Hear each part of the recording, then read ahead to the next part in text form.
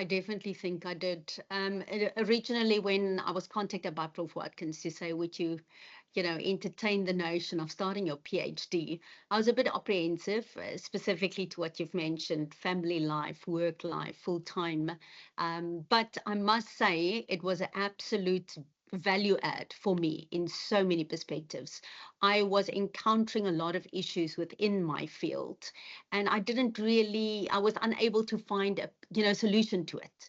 And this PhD has literally led me through the whole process of problem finding and solving, looking at various literature studies, looking at different models to be able to solve the problems I was physically facing on site.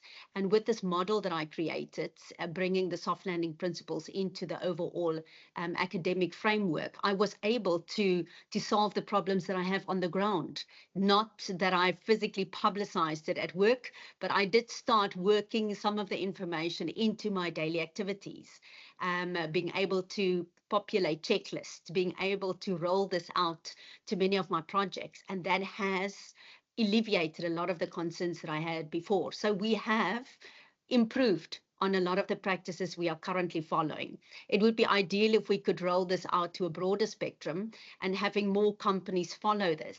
But it was truly a value add for me and a problem solving on a daily basis.